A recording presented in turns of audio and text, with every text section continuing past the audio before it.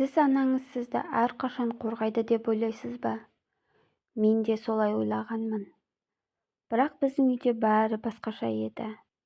Өгей әкемнің бір ауыз сөзі мен үшін жаза болатын. Ал анам мені қорғаудың орнына соның айтқанын істейтін.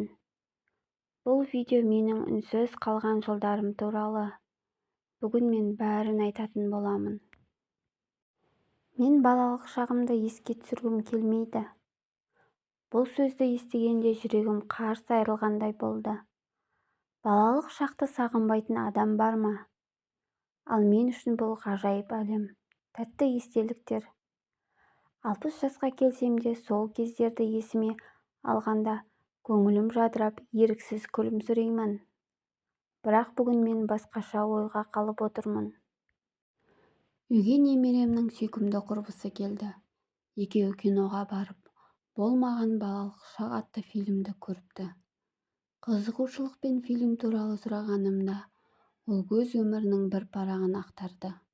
Оның баяны жүрегімді аузыма тығып, жанымды сыздатты. Бірақ қызығы сол, оның көзінде өкпе де, ашу да жоқ еді. Тек бір мұңды үміт қана жылтырайды. 7 жасымда анам екінші рет тұрмысқа шықты, деді ол баяу ғана. Әкем ерте қайтыс болған. Бірақ анам басқа отбасын құрғаннан кейін ол мен үшін мүлдем бөтен адамға айналды. Мені ұмытты, мен оған керегі жоқ біреуге айналдым. Мен үнсіз тыңдадым, әрбір сөзі жүрегімді тіліп өтіп жатқандай. Өгей әкем мені жақтырмайтын. Сол адамның айтақтауымен анам аямай ұратын. Қыстың қақаған суығында далаға қуып шығатын. Өгей әкем тамақтанып отырғанда мен сыртта тоңып жүретінмін. Оған бөгет жасамауым керек. Кейде анам қазандағы қалған тамақты әкең таңертең жеді. Аз істеп қойыппын деп тамақ бермей қоятын. Нан жеп ұйықтайтынмын. Бір күні қыста кешке тағы да далаға қуып шықты, шыдай алмай. Мен қатты тоңдым. Бұл әкемнен қалған үй. Неге мен өз үйімде өгейлік көруім керек, дедім. Анам соққының астына алды. Ертеңіне бүкіл денем көгерді. Сол күні өзімді өлтірмекші болдым. Бір уыс дәрі жұттым. Бірақ тағдыр мені әлі де қинағысы келген болар. Тірі қалдым. Ауруханада ояндым. Оны құшақтағым келді. Неге анаң саған соншалықты қатыгез болды екен, дедім әрең естілетін дауыспен. Ол терең күрсінді.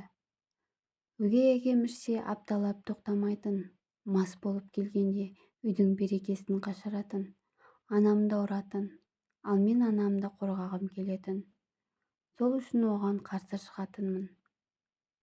Бірақ анам мені емес, оны жақтайтын. Күйеуі айқайлайтын, қызыңның тілін тый деп. Сосын анам мені жазалайтын. Ол тек тәнімді ғана емес, ауыр сөздерімен жанымды да жаралайтын.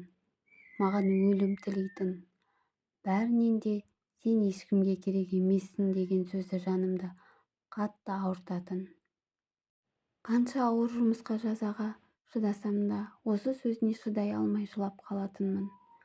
Ал анам мен өгей әкем менің жылағанымнан рахаттанатын.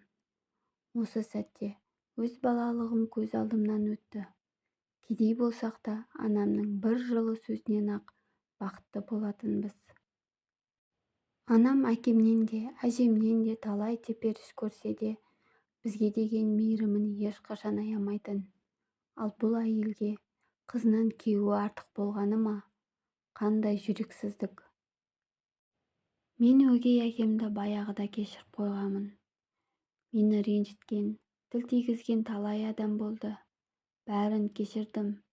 Өйткені олар бөтен адамнан махаббат, мейірім сұрай алмайсың.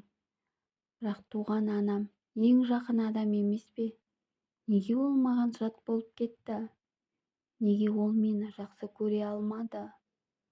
Осы сұрақтың жауабы жоқ. Өзінен сұрадым талай рет.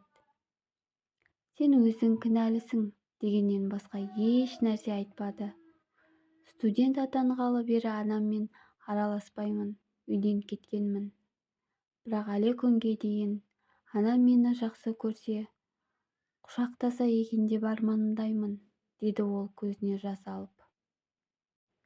Мен орнымнан тұрдым. Сен кінәлі емессің. Сен сүйіспеншілікке лайықтысың, дедім де бауырыма қатты қыстым. Ол менің құшағымда отырып жылап жіберді. Менің де көзіме жас толып кетті. Иә, адам балалық шағын сағынғанда мейірімді сағынады екен ғой.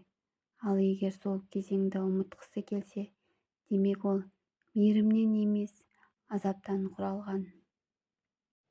Құрметті ата-аналар, ең жақын, ең қымбат адам, өзегімізді жарып шыққан балаларымыз ғой. Олар біздің махаббатымыз бен қамқорлығымызға мұқтаж.